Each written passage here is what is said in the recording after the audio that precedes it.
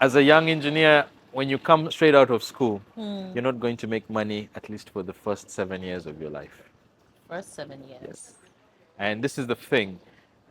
I'll be honest, I'm really grateful to my family because when I came to Uganda, I didn't make money for the first 7 years of my life. And when I came back in the first 1 or 2 years, my mom used to give me transport to go to work because my salary was very low. My sister used to house me, Josephine, because I couldn't afford to rent a space.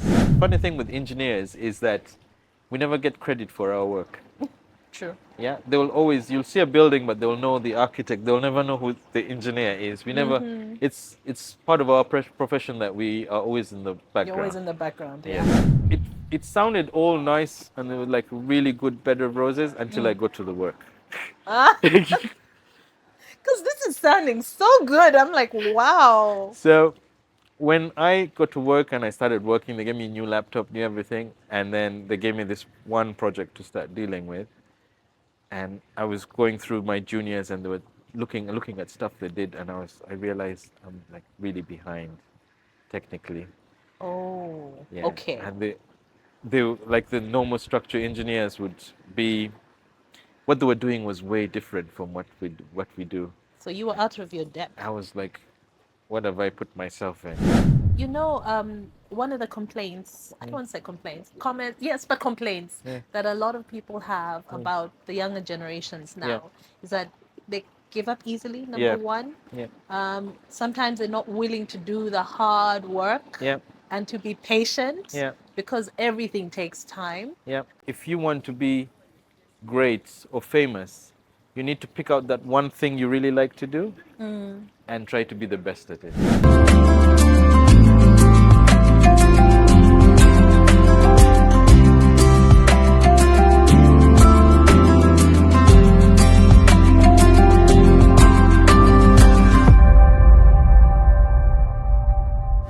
Hello and welcome back to my YouTube channel. I am Crystal Newman.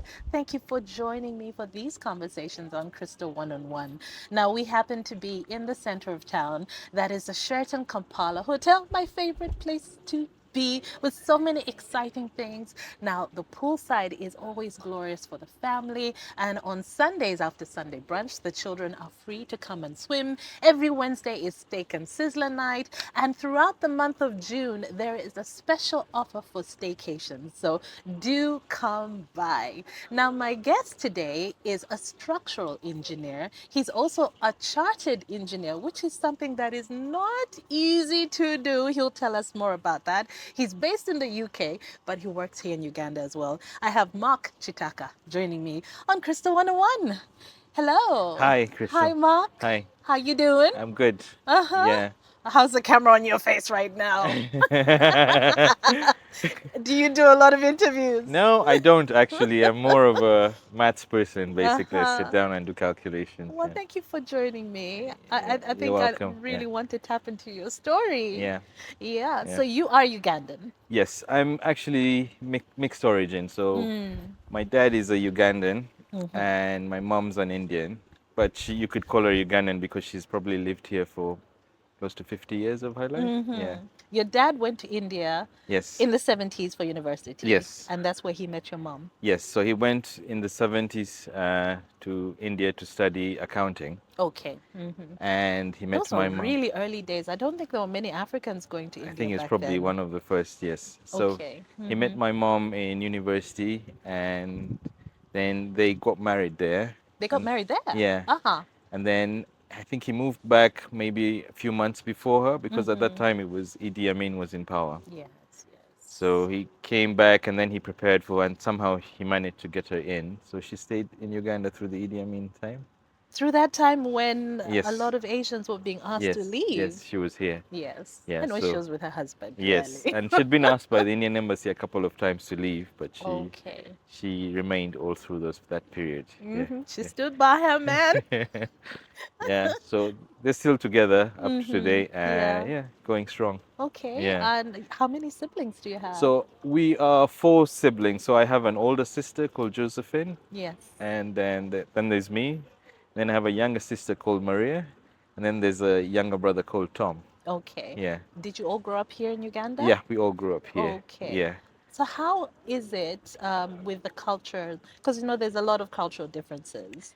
Yeah, that's To a, you, probably not, I- but other people would say, how is that yeah, for you but growing I up? th I think when you grow up in a multiracial society, there's some Mm-hmm. things that you kind of let go, Mm-hmm. and you just have to take on the best of both worlds. Mm-hmm. So I'll give you an example. It's like when I was here, my schoolmates would call me an Indian, and when I go to India, my schoolmates would call me African. So Yes, it's exactly. So you're in the middle yeah, yeah, there, yeah. So you right? you you have to do with both worlds, but I Have you think learned the languages on either yes, side? yes. On either side, I'd learned the languages, and Mm-hmm.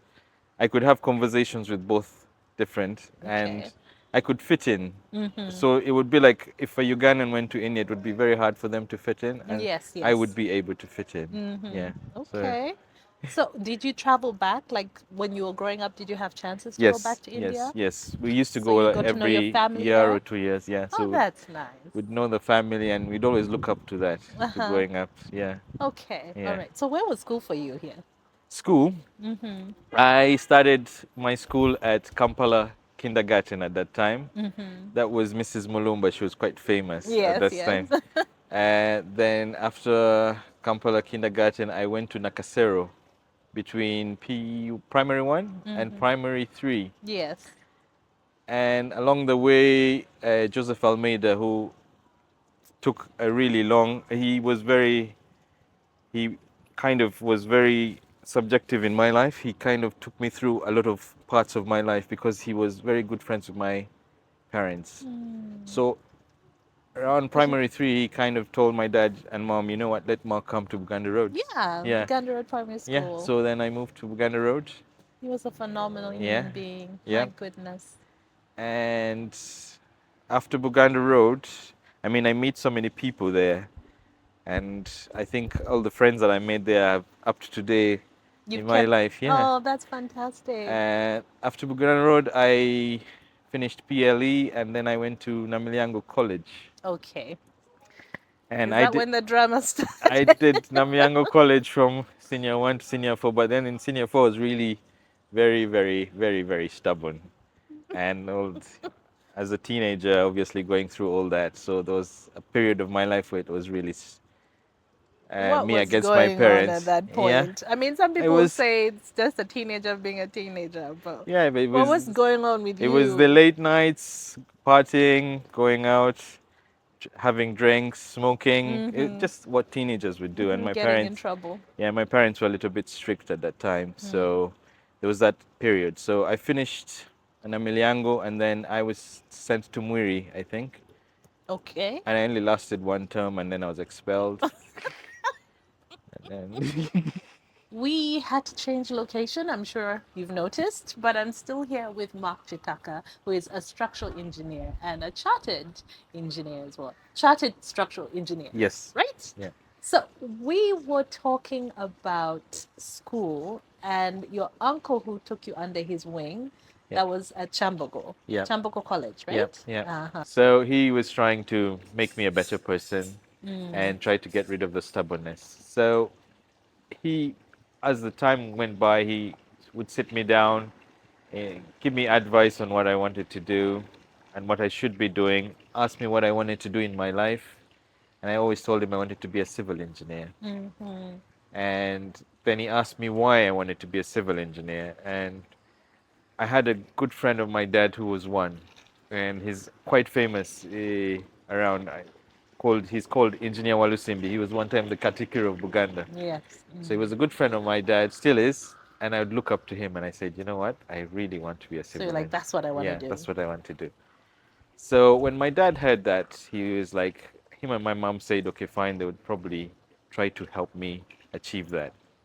So when I finished Chambogo, my dad took me to the technical school, Uganda Polytechnic by that time. And I did a diploma. And once I did a diploma, I was working for my mom's school after that. When I Mm-hmm. graduated, I was working for my mom's school and I was taking care of the admin and I was doing all these things and life was settling in. Yes. But my dad and mom kept on pushing me, Okay. saying, you know what?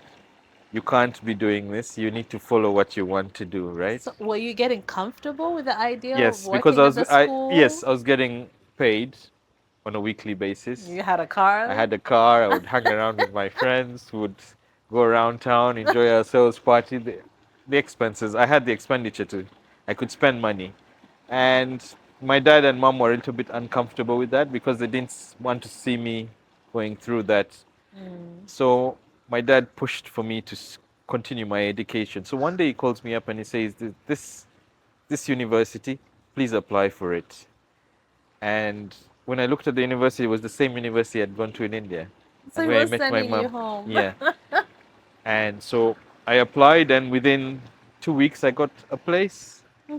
And my dad just told dad and mom just told me, "You're going." Okay. And so I Were you left. disappointed? Well, I Or were probably you open like I was open to the next exploring new chapter? ideas, new Mm. chapter, see what I'm going to do, try to make my life better. Yeah. So then I left. When I left and I arrived, it came to me that I was like, when I went to school, I was like the only African in that school. Oh, Yeah. even after all those Yes, years. yes, because what happened is that India had not opened up its degrees to foreign students and Okay. had just opened it up that year. Right. And when I got in there, So and I you're was like like the the first, first, one of yeah, the first. yeah, I was like the first African in that university to do civil engineering. So How was that? Because that, you mentioned that when you were here, yeah, you were considered Indian. yeah, Then there, you're like, hey, you're African. yeah. So when I was in university, everybody was equating me to 50 Cent because 50 Cent was quite famous in India.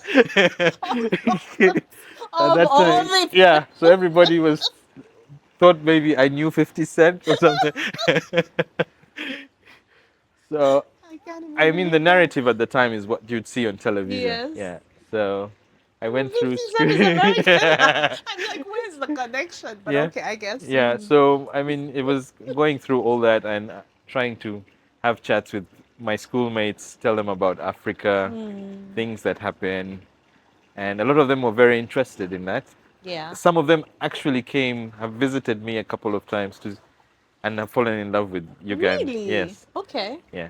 So I went through the Indian education system, and for engineering, it was like really tough. Yeah.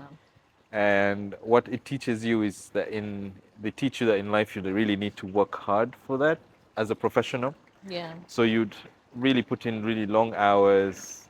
They'd give you impossible tasks to do, so that you know you can make it, and then build yourself. They'd give you a dress code, where on certain days in university you had to put in a suit, Ooh. a uniform that was a suit. So, Okay. but that was doing, it was teaching you in life that you need to be organized Mm-hmm. and orderly and dress well, so Mm-hmm. things like that. So I finished that, I think, in 2006 maybe, and came back to Uganda. You didn't think about staying on? I did get a few job offers, but my heart was in Uganda with my parents. Okay. So I came back to Uganda, and when I came back, my dad asked me, "Where do you want to work? Mm-hmm. Can we try to get you a place and apply to maybe Ministry of Works or something?" And I told my dad, "No, I want to be in private practice." Okay. Okay. And the Mm-hmm. reason I had was that I didn't want to sit and do contracts and tenders and stuff. I wanted to sit down and design things with my Ah, hands. And yes. I felt that I couldn't do that in a ministry. Mm-hmm. So what I did is, through a friend of his, there was a good friend of his who was a lawyer, a pastor, and he was called Mugerwa, and he was one of the founding partners of Marx. Mm-hmm. So he said, I have my son-in-law who was an architectural firm, and he was called Jonathan in Subuga. Yes, yes. Yes, I know Jonathan. yes. So he said, Jonathan, why doesn't Mark work with Jonathan? He's an engineer, and Jonathan. So I started working with Jonathan. I probably worked for him for about a year, Mm-hmm. and then obviously we parted ways because of the intent, the way we wanted to do things. Mm.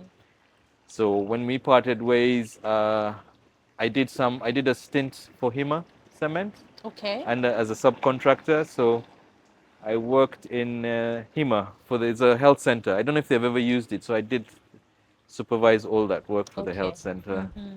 And then once that was happening, I met who was to be my boss for 12 years, engineer in Seriko.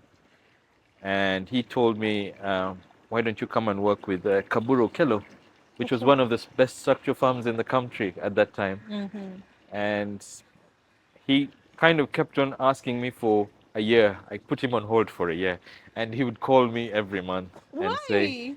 you need to come and join us and stuff. So I said, all right, let me Were you just. already like invested in a like a Well, project of some I was sort, invested in or? a project and I was not in Kampala, I was away, and I wanted to finish what I had started before Okay. I could move. So Okay. Mm. when it was finished, I said, okay, fine, let me take that. So I came and started working with him. And when when I started, the first job that I was thrown into was he just threw me straight into the deep ocean. And the first job I worked on was Coast View Towers. Whoa. Okay. Yeah, and I worked on Coast View Towers with him, and that was like a real big learning experience. And we went through, I worked with him for 12 years, and we went through the 12 years going through all these projects. Mm. And the, the experience was like really very good. So I worked, And that's what you wanted to do, what you were yes, craving. and I was really happy with what I wanted to do. So we did Coastview Towers, I did the DFCU head office with him, Mm-hmm. I did the URA Towers with him, I did Lugogo Indoor Stadium, I did the new plant in Toro Cement. They were updating their plant to produce twice. And I think that project was about 10 years. I kept Oh on my doing. goodness. I did that. I did so many buildings around. I did Kasubi tombs. The design of the steel and everything for the tombs was done by me. And it Mm-hmm. was all that experience that I had for the 10 years or 12 years I worked with him. Okay. Yeah, so then towards the end of my tenure with Kaburo Kello, uh, there was I felt that my growth was getting stunted in Mm. that my boss was a little bit comfortable. He had Mark working and he was comfortable. And I felt I needed to grow and move and maybe become a partner. Mm. So there was a little bit of a difference with the status quo. And I said, all right, I'll start on my own maybe. Uh-huh. So at that Uh, point in your life, you felt you needed a change and you yes, I'll needed start on my own. challenge. So I had a chat with my dad before that and my mom. And my mom told me one thing, you've made it this far. I'm sure you can do it on your own. But it must have been scary though. It was scary. So I thought about it for about a year and then I said, what do I do next? Mm. And then around that time, I had, I was, my wife and I, when we weren't married yet, but we had been dating for such a long time and we were Mm-hmm. staying together. Okay. And you met her here, Yes, I yes? met her here. Uh-huh. So my wife Carter, I met her here. She was a research assistant, and Oh, then she became a mental health research assistant for oh, Butabika. So okay. she was doing a project in Butabika at that time. So we decided let's buy a property, Okay. and we said, okay, fine, let's buy a property, but let's buy land so we could develop it and Mm. do it the way we want to do it. That's what I was waiting for you to say Yeah. that. Build it the way you want to. Yes. So we got a piece of land in Muyenga, and then we had this open plot of land, and then around that time I started building. Did the boundary wall, Mm-hmm. and as an engineer, then I was still with Kaburo Kelo. I sat down and I figured, you know what? We can't afford to build a really great house. We can't afford to build an apartment block like we'd want to rent, but we need a space to be able to stay and recollect ourselves Mm-hmm. before we move on to the next phase of our lives. And so I had this conversation with my wife with Carter for a couple of days, and then I realized, you know what? I'm going to build a chalet, a Swiss chalet. You just said, I'm sorry, just rewind. You just said you can't afford to build the kind of house you want or the apartments. Yeah. The moment you say chalet, Yeah. we're thinking, what? It's just a complicated word, but it's a simple timber house. Are you sure? Yes. Okay. All right. So what we did So a is, timber house, which is really not that common here. It's just yes, like, starting to catch yeah, on a bit yeah. now. So uh, a couple of months before, I was in the French Alps, and I had gone and we were staying in a chalet that belonged to a friend of ours, and I said, you know what? I looked at it and I said, you know what? I could do this in Uganda.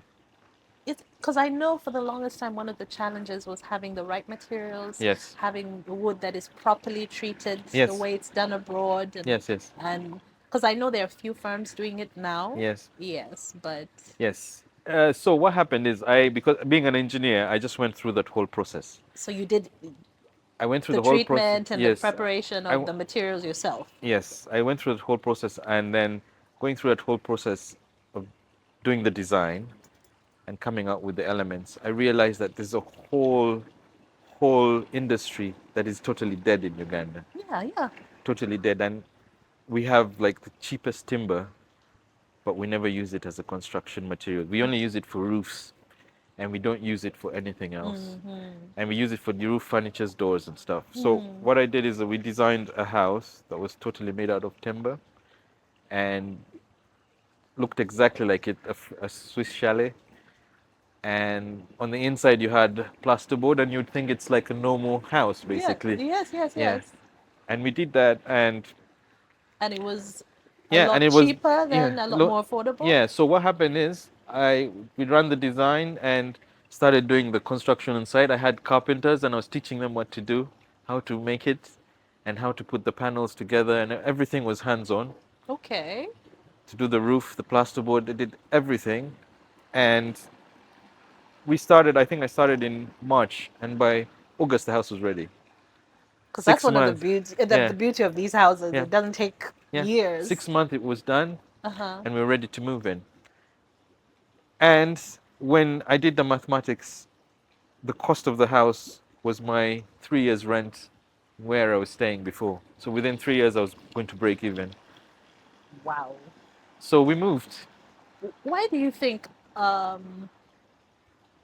for the we were so far behind, let's just say, in terms of timber houses? Yeah, I think it's Yes. just, it's a whole industry that has not been explored. And if you had the technical know-how and people that would explore it, it would be like really grateful. There's also the general population thought that timber is not really a building material. Yeah, somebody doesn't want staying in a timber house for security. Yeah, yeah.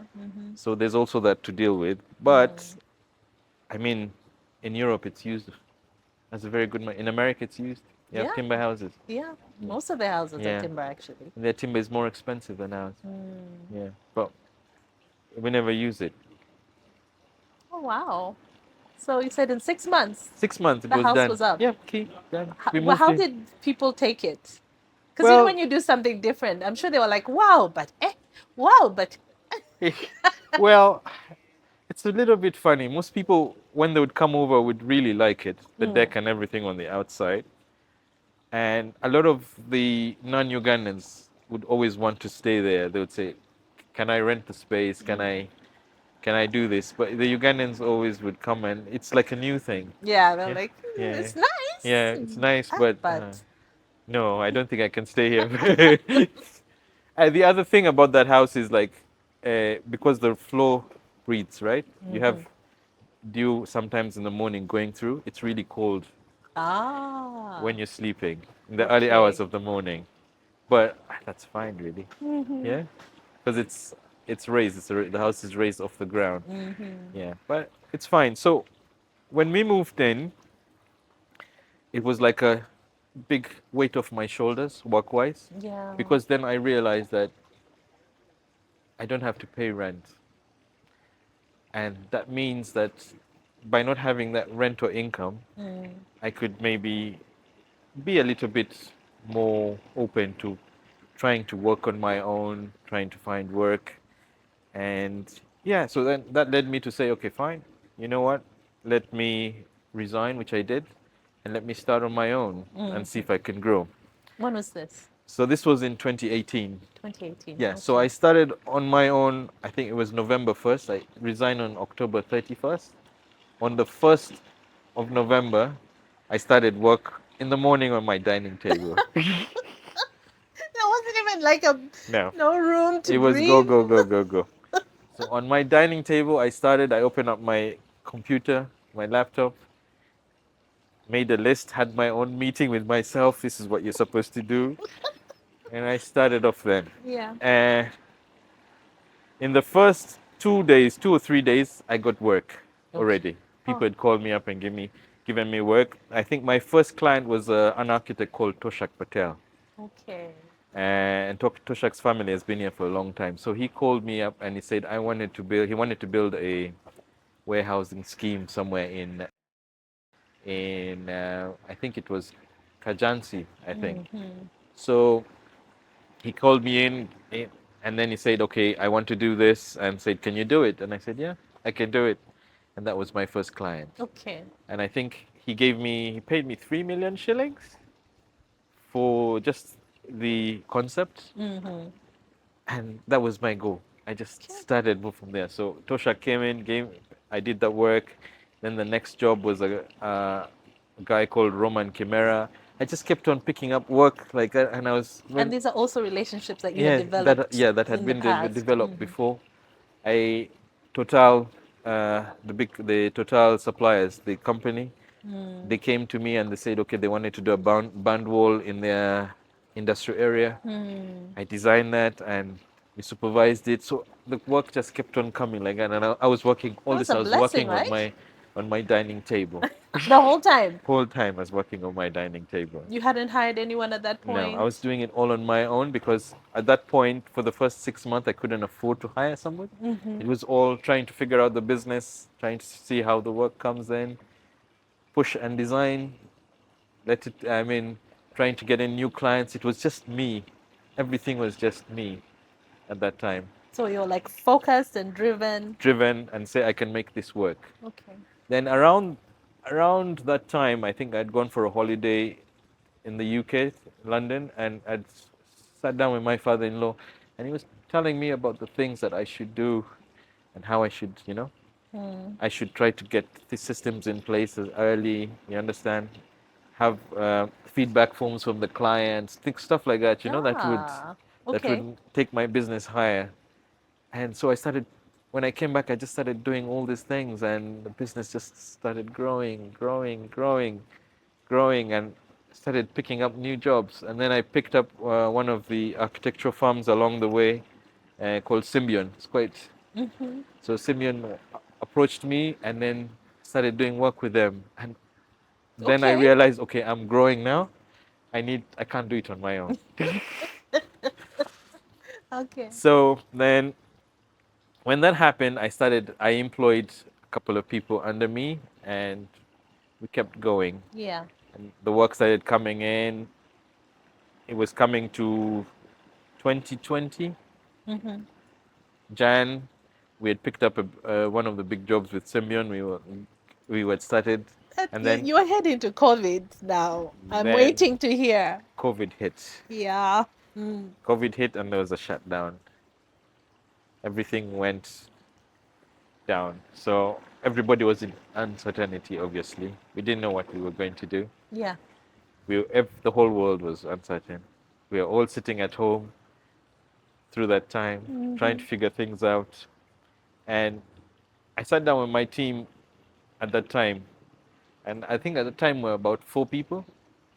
And I sat down with my team and said, okay, fine. We have this job that we were doing Yeah. for Simeon.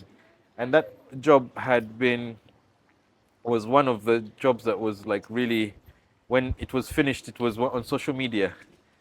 And the funny thing, I'll talk about that later, but the funny thing with engineers is that we never get credit for our work. True. Yeah, you'll see a building, but they'll know the architect. They'll never know who the engineer is. Mm-hmm. It's part of our profession that we are always in the You're always background. in the background. Yeah. Yes. Yeah. So there was one of that building that was like really famous in social media, and that was the Christopher Eager house. The one Mm. they had was like great. So that project, I had gotten it through Symbian and I was doing it. Mm-hmm. I had just started it and COVID hit. Okay. Mm-hmm. And I sat down with my team on the phone at the time and said, you know what? We need to do this project. We can do it remotely. We don't need to be together. How do we move on? Mm-hmm. And then I think for a day or two, we were trying to go through how we can be able to do connect. And then my wife came up and said, why don't you try Zoom? Mm-hmm. So I tried Zoom and I could make calls. So I told everybody, let's start now. You can work at home You work and from wherever you are. yeah, work at home and let's start doing everything on Zoom then. Mm. And so I'd split the project into a couple of different phases and everybody was working and we were working on Zoom. It was And working well. yeah, and we were having meetings and working on Zoom and everything was happening. And then we started to get in work and then the income was coming and we within a month we were still going basically Really? and work was continuing. And then it hit me and I realized, you know what? I think the world's going to change in some ways and we will need to adhere to the way the world's going because everything you could sit at home and you were doing everything. Okay. So during COVID, what happened is maybe for the first 2, 3 weeks, there was nothing much that was going on. But after that, I kept going. Okay. Because Kept going. someone would imagine that you'd have to be on site. You'd have Yes, to. yes, yes. So I did have some projects going on in COVID. Did you get And like special permissions? yeah, in the first round, you couldn't get special for Oh yeah, permissions. we were It all was yeah, stuck. yeah. It was really tough. So what happened is I did have a few projects. I think I had an apartment block in Kololo, another one in Bonga, like 3 or 4 projects that were going on, and I couldn't get transferred. I needed to go to supervise the work. Mm. So I hatched a plan that was really great. Mm-hmm. I think I think trucks that were dropping sand were allowed to move, right? Yes, yes, yes. And at that time, I was doing some work at my site, and I had a truck driver who come and drop sand. So I told him that I could pay you money, and you could drive me to this site. And he was like, "Yeah, no problem." Mm-hmm. So what happened is whenever we had site meetings, Mm-hmm. I had to go to site. I just call him up, and he'd come with his truck. Well, there are He'd- creative ways of yeah, going about it. and he would drive me to the site. I'd do the inspection, and he would drive me back home. Yeah, because I think it was only like you Yeah, said, yeah, deliveries, yeah, supplies. They were yeah. the only people allowed to move. Yeah. Mm-hmm. So I did manage like that going through some of the sites and stuff, and then we just kept on going. And there was only the good thing about it is that we would get paid. When I'd get paid, Mm. is because we were not there was no much expense. Okay. Yes. Yeah. So whatever money that you get paid would just stay with you. You would Mm-hmm. spend it. So True. True. so that was a great thing. So it kept on going, and then as we kept on going, I realized that we couldn't do like a full work day because we didn't have enough work. Mm. And in my mind, I kind of figured I need to do something else. I started getting bored. Yeah. Mm. I need to do something else. I need to do something that will probably take my skill level higher. Okay. So my wife, Carter, told me, you know what, Mark, why don't you try the Princeton University has a certificate course for 2 months in bridge Mm-hmm. engineering. Do it. It's online. Okay. Uh-huh. So I said, okay, I did it. So I started doing it. And it got so interesting that I kept on doing it. And I finished it in a week. You Because I said was it just was putting in the supposed to be time. 2 months. Yes. I would put in maybe 12, 13, 14 hours a day and just kept on doing the coursework and it was done within a week. And You're a then bit of a workaholic, though, right? no, I mean there was I'm nothing asking. I think there was nothing much to do at the time. You couldn't go So it was anywhere. easy for you. Yeah, you just it was either television, Mm-hmm. what's on the internet, or try to better yourself. Okay. So It's I still a chose the week, man. try to better yourself. You're making other people look bad. So what happened is when that got done, Uh-huh. the next week I didn't have anything else to do. So All now these you're other like, what's I next? looked for all these other online courses and there was nothing to do with civil engineering. There was stuff to do with aeronautical, there was stuff to do with all these things, but there was nothing else. Hmm. And then around that time, there was an architect, she passed on, she was called Doreen Adengo. Yeah. she was a good friend of mine, so she used to give me some work. So we got this project to do a school somewhere in Mutundwe, and it was a really great project. The architect was American. She was working with him, and we were going to do one of those really hi-fi, nice schools that were there. And so that was going on, and it was paying well. Mm. It was paying good fees. So around that time, after I was like, I didn't have much to do. My wife told me, you know what, Mark, everyone in the world who's doing a master's is doing it remotely. Yeah. Mm. So just do that. Okay. So I applied, and I applied to three universities. I applied to Brunel, I applied to UCL and Imperial in the UK. And fortunately, Brunel was they gave me a place immediately. And they said, pay this deposit and start. So Okay. we sat down, and then I said, okay, fine, I'll pay a quarter of the fees. So when I looked at the time, the UK was 3 hours ahead. I mean, 3 hours behind, we're 3 hours ahead. It meant that my day would start, their classes start at 9. Mm-hmm. So my means that my day, the classes will start at midday here, Yes. and then probably their classes will go till 4, it'll end at 7. So it's basically the whole afternoon is when I'd be in school. Okay. And then I looked at it and I said, yeah, one, I'm my own boss. Mm-hmm. I can take off 12 till 7. I just need to be able to start working really early to make up that time that in Uganda that I'm not able to work. So I said, let's do it. And then I joined during COVID. Everyone was at home. While people were at home, Trying to I was figure out what to studying. do. You Yeah. were studying. Yeah. You took advantage Yeah. I of went it. through even the first days going through all that. As when you're new in school, they take you all through that. Everything was online, basically. Meeting your professors, everything was online, but Yeah. in an organized online way. Mm-hmm. And I started studying. Wow. Like you said, everything changed at that point. Yeah, everything changed. So what happened is within 3 months, 3 to 4 months, the first sem was done. Yeah. But at some point, didn't you have to be there? Though? Yes, I needed to go and do my exams then. Okay. So what happened is I would work, I would wake up at 5 in the morning. I would do all the Ugandan work till midday. And then I would tell everybody, you can't, I'm not available from midday till 7. Yes. Mm-hmm. And then I'd study till 7, and then maybe go out for a break, and then again probably study the last 2 hours of the day for what you've learned in school, coursework, blah blah blah. Keep going.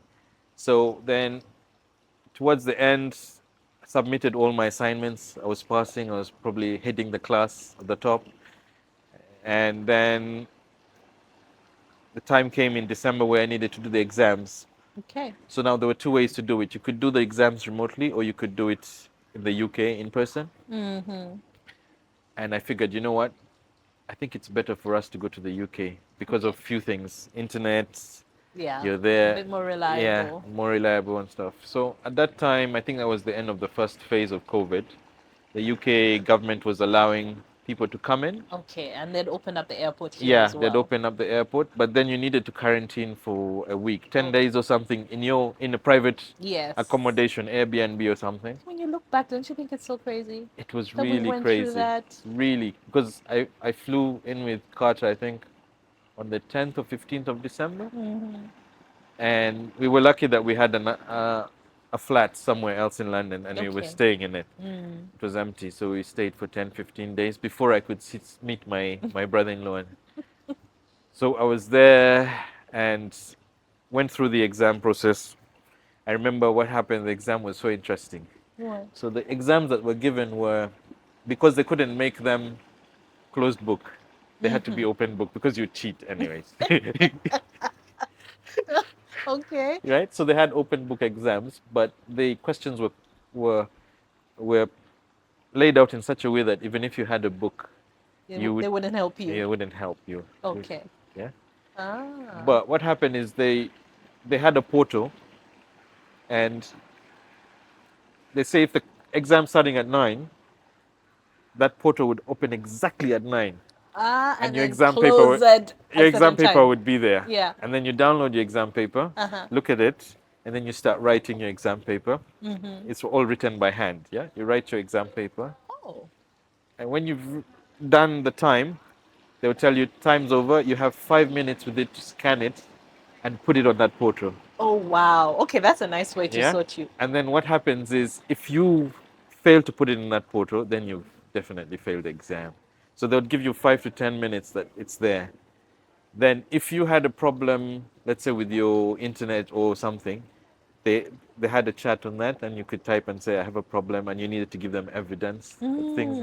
So they found a way to manage it, Yes. huh? So that was like the first way I went through those exams. It was very interesting. You had to sit the exam at home, And everything is scan crashed, and then and then upload. have a scanner, then upload, and then it goes and then says, okay, you've uploaded this, and then Uh-huh. they'll mark it. So I sat the exam, all of them. Actually, the first exam went really bad, I remember, and I had a team. It was me sitting the exam, and my father-in-law. I told him, you need to give me 10 minutes of your time. Mm-hmm. I will give you my papers and just scan them for me so they Okay. can upload fast. Uh-huh. So somewhere along the way, I was a little bit late and I missed the Ooh, you deadline or something. missed it. Yeah, but then I wrote to them and said I had this problem, scanner and stuff. So they accepted the exam, they marked it and it was fine. Okay, okay. Um, so around that Huh. period, after I'd finished the exam, it was time to come back to Uganda. And my wife Carter was heavy.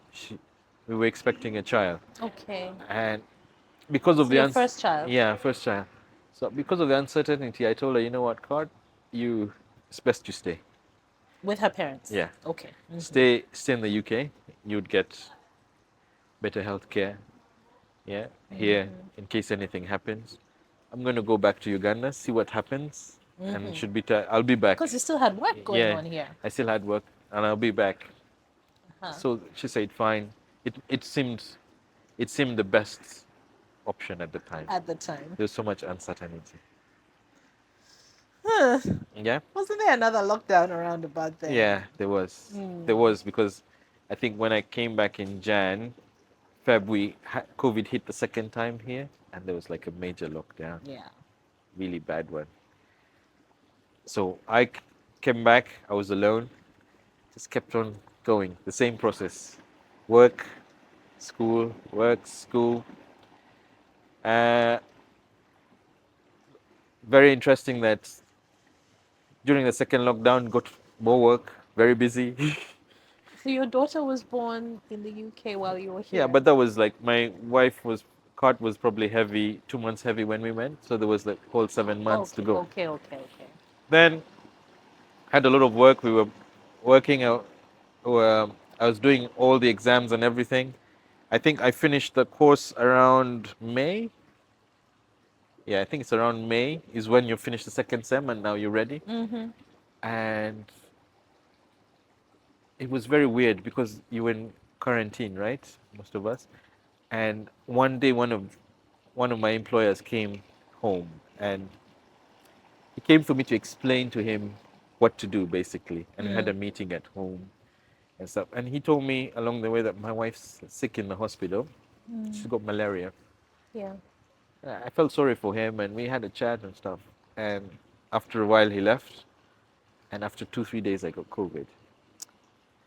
And it was like really bad COVID. Oh no. Yeah, it was like extremely bad. It was the kind that I think if I didn't pick it out in time, I'd probably have died. Okay. Yeah, so I went to the hospital and they told me you had all these lumps in your lungs because of the COVID and stuff. So for like 2 months, I was out Oh basically, wow.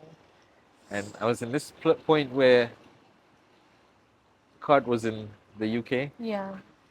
I'd try when she'd call me, I'll say I'm fine, and I just tried to tell her that I'm really You're at not that doing level. well. Yeah, Did but you end up like in the hospital I was and no, but there were times where you couldn't breathe and stuff. that was scary, yeah? Yeah, yeah. But I got better along the way, kept on going, and then around August or so, around that time, I think around that time I'd given in my passport to get the leave to remain. the visa in the UK, to get the leave to remain visa, and that took a while Mm. because they had so many backlogs. It took a while, Yeah, yeah. and my daughter was born before I could get the visa. But I was here. I mean, it was all on the phone. We were in the hospital. The world was that way. Yeah. So around that time, my wife said, "I think you better come and we see what goes on." Yeah. So in August, I said, "Fine, I'm going to wind up for a while, and I'm going to go to the UK and just try to take care of the little one and God." And settle there. Yeah, Figure it out. yeah, figure it out. So at that time, I had been working with a classmate of mine called Rodney Okay. Atari. He was helping me run. We were running the business together because we'd grown up together as an engineer. I said, "You know what, Rodney, you do this part, I do this part," and we were going. And we, Mm-hmm. up to today, we still do the same thing. So many years down the line. Oh, okay. Um, so I told Rodney, "You know, Rodney, you handle Uganda now. Mm-hmm. I'm going to the UK.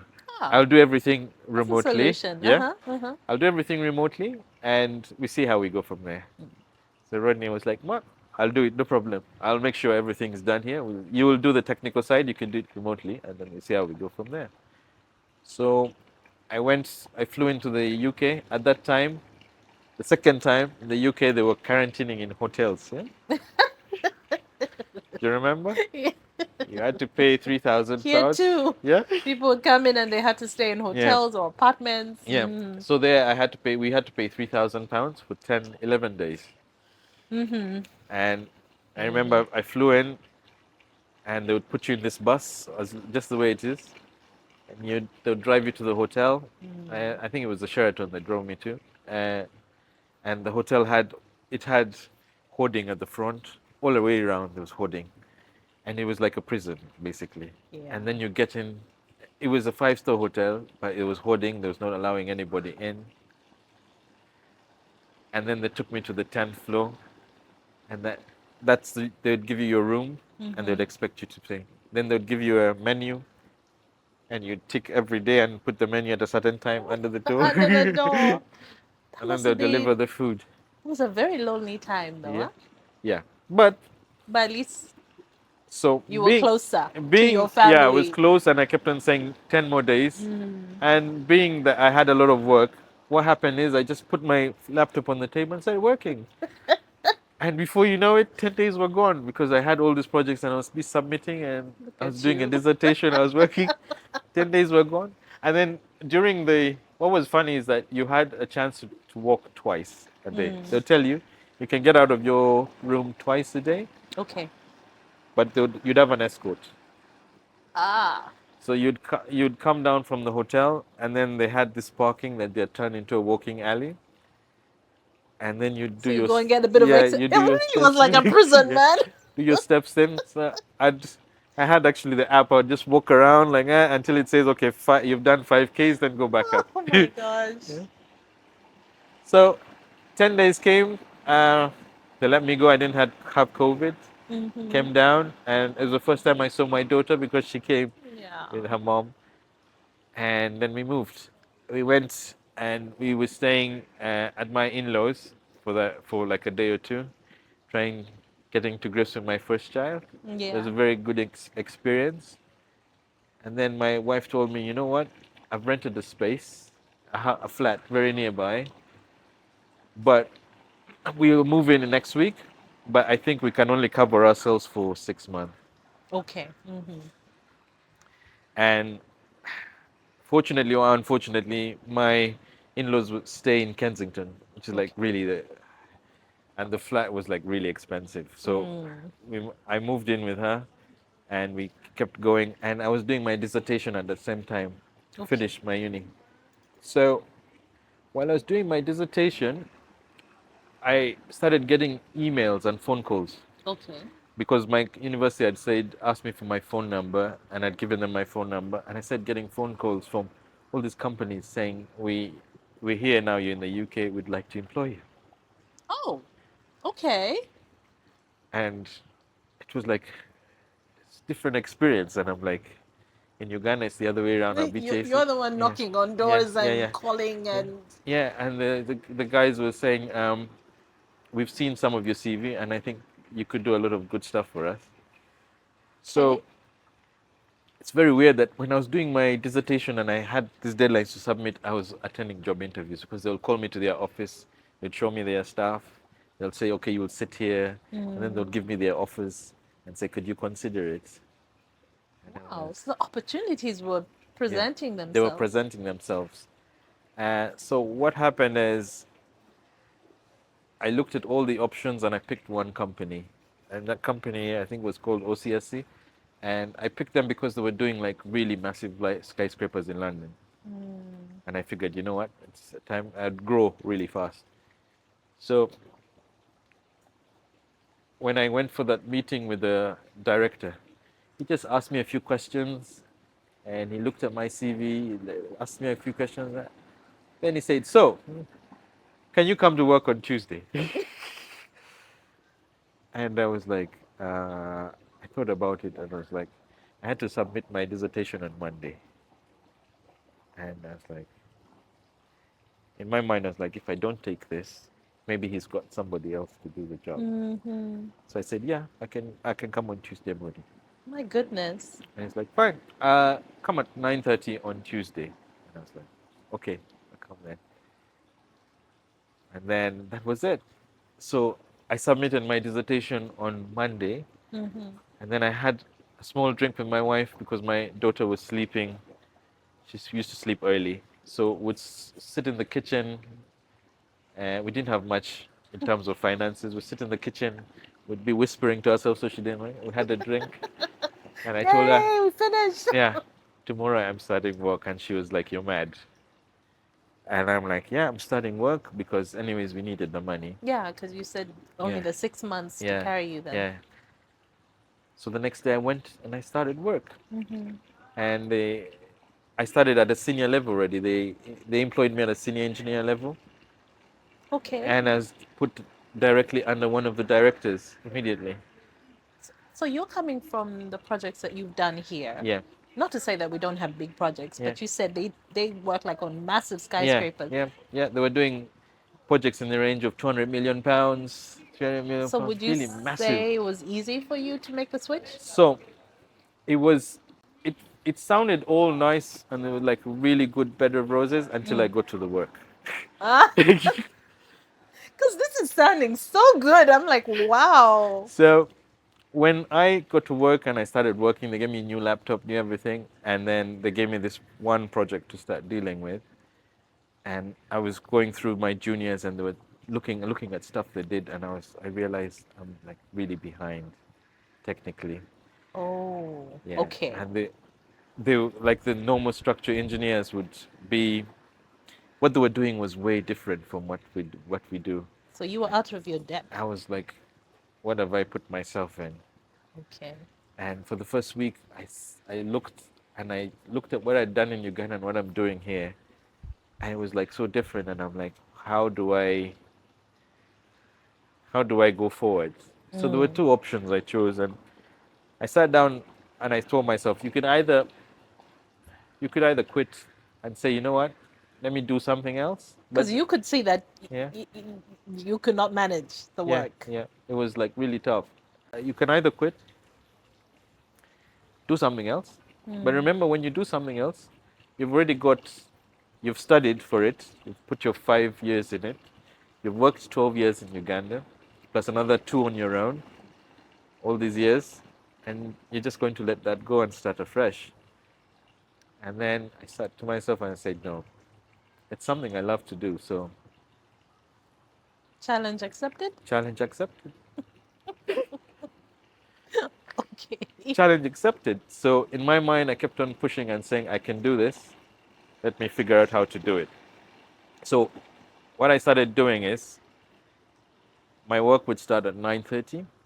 I'd work till 5, Mm-hmm. a normal time. I'd be in the office from 5 till 9 while everyone else is gone, putting in the extra time, learning new stuff, reading, talking to my boss at the time to guide me here and there. And he could clearly see that I'm trying to learn, yeah? So kept on doing that for 2 years. Then from 9 o'clock, I'd go home, have dinner with my wife. and we'd have a chat, and then I'd probably look at a few emails from Uganda, stuff that has to be done, mentally prepare for it, then go to bed. Wake up at 5, do the Ugandan stuff, Because you still had projects yeah, running here. do whatever was to be done in Uganda from 5 to 9. Then at the office, Then 9:30 yeah, then to 5. yeah, Then after that, put in your own work yeah, to catch up. yeah, to catch up. Wow. And it was like that constantly for like 2 years, just banging on it, banging on it. Did you feel like at any point, like, my God, this is too much? I I felt mean, how did you deal with that I pressure? came to realize one thing, and I came to realize like it's one of the reasons like where a lot of Ugandans when they go to the UK, they struggle Yeah, yeah. because of the time that you need to devote into Getting yourself up to yeah, speed. yeah, getting your skill to a certain level. It's like really massive because you're at a point where you're competing with the best in the world, and if you don't put in the time, you're not going to beat them. Okay. So it's basically your willpower. You say, I can do this, or I'm tired of doing it. Yeah. Okay. So I said I can do it. So within the 2 years, I kept on pushing. I had caught up, and when I caught up, it was not enough for me. I was like, fine, I've caught up. I put in the time, and now I have to be better. Okay, there's a trend here. There's clearly a trend here. So what I did is okay, fine. I need to get chartered. But I don't need to just get chartered. I need to get chartered with some of the best institutes in the Okay. world. Yeah. And I said, as a structural engineer, when I started, I said I'd always wanted to be chartered with the Institute of Structural Engineers, Okay. which is the best, one of the best in the world. All right. And when I caught up, I said, you know what? I'm going to now get chartered. And It's very difficult, isn't yeah, it? it is. So what I did is I went to the institute. I tried to figure out what had to be done, and I realized you had to sit that exam, which we all knew. But my boss had sat that exam 8 times and failed it. It was like really that hard. 8? Yeah, and he didn't want to tell me I'd sat 8 times because obviously people know. Yes. And I said, okay, fine. I'm going to do this.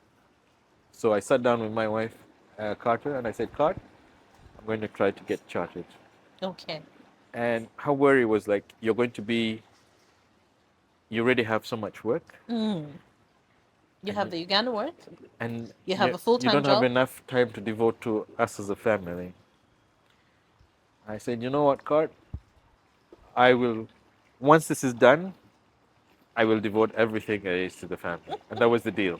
That's the deal. That was the deal. Okay. So she said, fine, do it. So I started studying for it, going to courses, getting myself talking to people, putting in the time.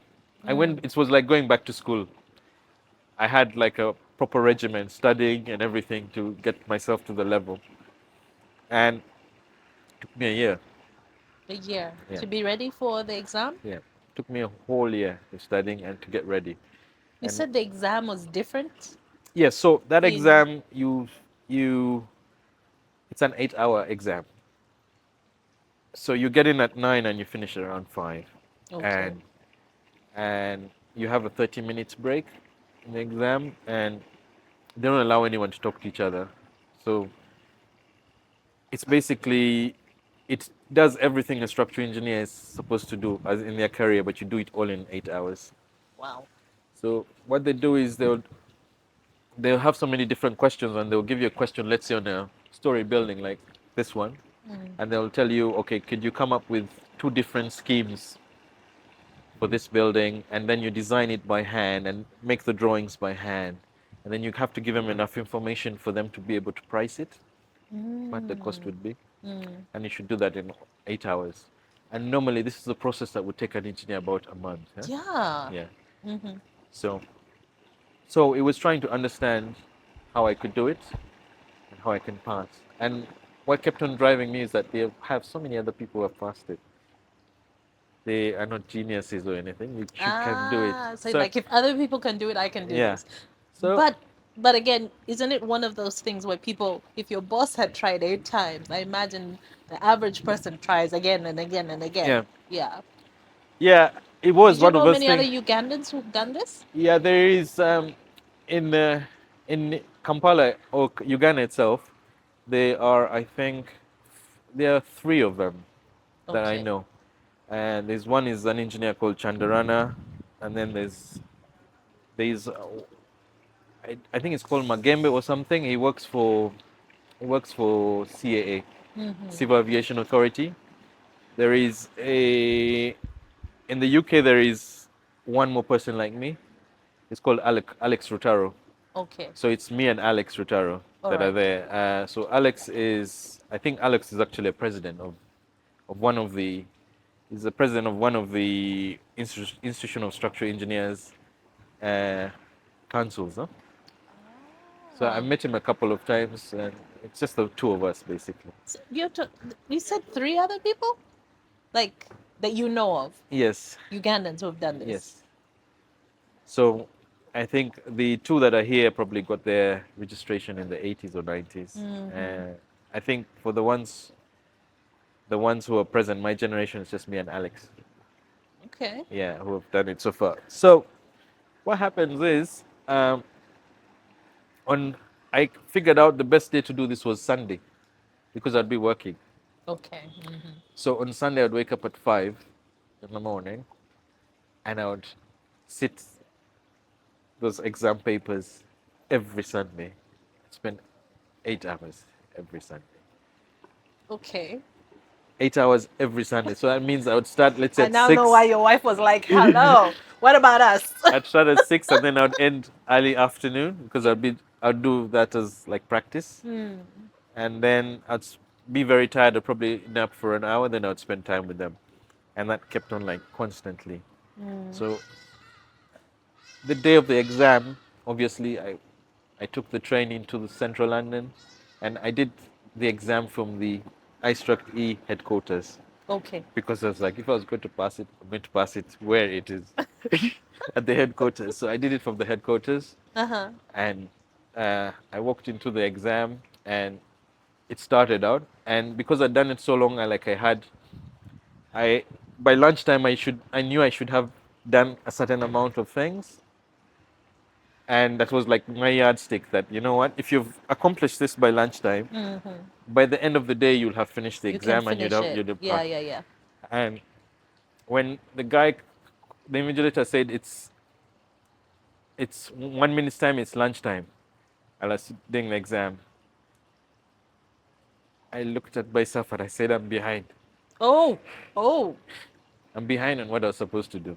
And I was like, I went out for lunch. So when I went out for lunch, I went to the loo first, and then I came out and I started pep talking myself. And because they give you the lunch, I was Mm. having a sandwich, and I was having a glass of juice. All the other guys are on their own, the invigilator is in the middle, and it's just Mm. 30 minutes lunch. And I kept on telling myself, Mark, for 1 year, you've been sitting this exam Mm-hmm. on a daily, and you've done it before on your own. Yes. And now you're in a stage where you might be a little bit behind, but you Mm. can catch up. And all you need to do is you need to do this, and you need to give this. Your time frame was like you do this question for 30 minutes, this 30 minutes. What you need to do is just remove 5 minutes out of it, and All you'll of it. catch up. Okay, yeah. To And you catch catch up. up. Yeah. In my mind, I said fine. So by the time lunch was finished, I had formulated a plan. I'm going to do five here, five, Mm. and I'm going to finish the exam. And when they said, okay, you can start going again, I started going. And I didn't look up doing it. I just kept on doing the exam. And when I got to the last question, I think I had maybe 1 or 2 lines to end. The Mm-hmm. invigilator said, you have 1 minute left. And I finished the 1 minute and full stop. And then he said, after 1 minute, can you put your paper together? So you So I'd finished finished right just on right time. on the dot. Wow. And Would you say and that's one of the hardest things you've ever done? yeah, it is. It is. I put it together and put the submitted it, and I remember there was some information missing in the exam that was not provided, and you had to make an assumption. And other people, when I had a chat with them, they had not made that assumption. Oh. And in my question, I'd actually put that assumption that I'm assuming the worst case, and this is the worst case. After talking to these guys who said they had not done an assumption on what, I thought, you know what, I failed this exam. Oh. And in my mind now is like, I need to now prepare myself for another 6 to 7 months again, To sit it again. to sit it again. So what happened was I had a chat with my boss, and I told him, you know what, I don't think I passed the exam. And he's like, you know what, wait for the results. And when you get the results, you probably have 2 3 months, and then you can redo it. And I was like, it was like I really needed to pass that exam, because what that would do is it would like cement my professionalism in the UK. I'd be able to do everything on my own and stuff. So what I did is, in my mind, I said, you know what, let's plan as the worst possible thing. What's the worst possible Worst thing? case scenario. Yes, the worst possible thing is that you failed it. What does that mean to you now? Start studying. I started within a month. So you of started studying even before yeah you got the results? yes, I started studying again for it. Okay. Yeah, and I started doing the same thing. And I told my wife, Cart, that, you know what, I think I failed it. I'm just going to start studying. And she's like, not again. It's like, I think I need to pass it, and let me give it another shot. So I started studying. And after 3 months, I got this email and said, your exam results have come, and you can log online to see your results. So I didn't log online of video. I waited to go home with card, and then And do it with your wife? yeah, I give her the phone and I said log online and let me know let me know the results, because I failed anyway. And when she read through the exam results, she said, "Mark, you've passed." Straight up, Oh, wow. I couldn't believe it. And they're like you've passed, and I'm like, You've been shite. studying. And I've been studying for it. I've been studying to go forward. Uh-huh. And after that happened, and I got all the certification, it just totally opened up everything for me in the UK. After that happened, a friend of mine, a classmate of mine in the UK, who I studied with, Brunel, asked me along the way, you know what, let's open up a company and let's start doing people's, because now you're a chartered engineer. So open Yeah. up a company in the UK with him, and we started doing a lot of work. So I do a lot of modifications for people as a side hustle. I mean, people come, Okay. and that has grown because of. And then, as we went along, I said, talked to myself, and I said, I need to be able to keep the Ugandan business going. Yeah. And to me, was like, I need to keep the business going because I need to be able to transfer the knowledge to Uganda. And how do I do it? The only way is to keep the business going. Okay. So So every couple of months you come back to yes, Uganda so here. every couple of months I still have projects that I do here. I have projects in the oil industry, a couple of developments around that I keep on going, and it's just to keep on transferring the knowledge. Yeah, Okay. yeah. Because, I mean, your experience was you got there, you got the job, and you realized I am so way behind, I am so out of my depth. Yes. So you can see that that is the situation probably for a lot of professionals Yes, that is the situation for a lot of professionals. But the thing here. is, rather than be stuck in the tunnel, how do you get yourself out? Yeah, yeah. Okay. I mean, you can be behind, but the thing is that you want to be able to compete at the top level. And normally it's people with that instance of being perfectionists that always want to be there. That's the thing, because it sounds to me, it's like also when you decide, Yeah. you're like, this is it, I'm going to do this. Yeah. And you dedicate yourself to that. Yeah. I have to ask, because between work here, work there, and then at this time you're studying for the exam, probably one of the biggest blessings I think is your partner, that you've had such a supportive, understanding Yes, partner. I think I probably would not be where I am without Carter. Yeah, because you're like, I think you should do this. Yeah. She's been so pivotal in your life. Yes, she's probably been really pivotal. But I also give it to my both my parents. Mm-hmm. My mom and dad have been really also very pivotal because when I was leaving, Yeah. one of the things is I had a conversation with my dad and said, Dad, I wanted to do this in the UK. And he told me one thing. And that's one of the things that made me to say, okay, I can go. He just said, Mark, don't worry about us. We'll be fine. Okay. Yeah. Don't worry about us. We'll be fine. You can Mm-hmm. always go do whatever you want. You'll come and you'll find us here. Mm-hmm. Yeah, that's it. I have to ask. One of the complaints, I don't want to say complaints, comment, yes, but complaints Yeah. that a lot of people have about the younger generations Yeah. now is that they give up easily, number Yeah. one. Yeah. Sometimes they're not willing to do the hard work Yeah. and to be patient Yeah. because everything takes time. Yeah. And listening to your story, it's also like you had to apply yourself. Yeah. The thing is, in life, People are looking for shortcuts. yes, but in life, what happens is if you want to be great or famous, you need to pick out that one thing you really like to do and try to be the best at it. So for you, it's been the Yes. focusing, the tunnel Yes. vision. Yes. So if, for instance, you're a lawyer and you want to be good at law, you need to focus and say, okay, I'm going to do this kind of law. And you just try to build yourself and be the best at it. And then obviously opportunities will always follow you. Yeah. Okay. I love that you said that you're really thinking about the transfer of knowledge Yes. and keeping your work open here Yes. so that you can interact on. Yes. Yes. Because the What is a your lot, advice to young engineers who are listening to this story, So, who have probably one- heard your story? one thing I would advise the young engineers is one, the most important thing is to believe in yourself.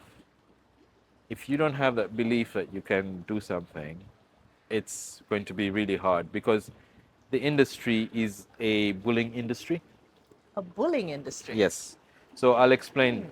So the industry is a bullying industry in that you have hierarchies where you have people rise up to the top, Yeah. and when they rise up to the top, obviously they kind of step down on the people below them. Okay. Okay. Yeah. So it's a bullying industry. And it's like that all over the world. It's not Okay. only in Uganda, it's like that Okay. all over the world. So you'll have, for example, you'll have partners in some of these big companies and they are going out to play golf, make the $1 million deals. And you, the ground workers, are in the office doing the work. Yeah. Yes. Yes. You're the one putting in the sweat to make them to get to that level and they'll never recognize you. Yeah. True. Now, the thing is, when you have that hierarchy that you're keeping on climbing, you need to focus on the end goal, not what's in between. And as a young engineer, when you come straight out of school, you're not going to make money at least for the first 7 years of your life. First 7 years. Yes. And this is the thing. I'll be honest, I'm really grateful to my family because when I came to Uganda, I didn't make money for the first 7 years of my life. And when I came back in the first 1 or 2 years, my mom used to give me transport to go to work because my salary was very low. My sister used to house me, Josephine, because I couldn't afford to rent a space. Wow. So all my other siblings, they supported me because engineering doesn't pay well until Until you get to a certain to level. a certain level, and then you need to build up that experience to get to that level. Yeah. But in all truthfulness, when you compare, like when I compared with all my age mates, so when I came back, I was struggling for the first 7 years, and like the guys working in the banks had the flashy cars, they were going out, they're enjoying themselves, Yeah. and this was like in the first 10 years, they were having the time of their life. I was probably struggling. Yeah. I think if it wasn't for my parents, I don't know, I'd probably have given up. I was struggling. But when you make it, within a year you can pick and outrun them because the finances that you get, you would not get, somebody working in a bank would not be able to get that in a year or two. So you have to just stay focused Yes. And once you get it, and stay the course. Huh? it gets going. Okay. Yeah. All right. So you have so many, like I would talk about architects maybe. You have I don't know if you've heard of the normal famous people like Zaha Hadid, Norman Foster. They all made it later on in their life. Yes, Yeah. one of my best friend is an architect, Yeah. and the reality is you have to put in even up to 15 years Yeah. sometimes Yeah. before you begin to really. Yeah. So the thing is, what separates the cream from the normal people is if they can put in the 15 years. Uh-huh, Yeah.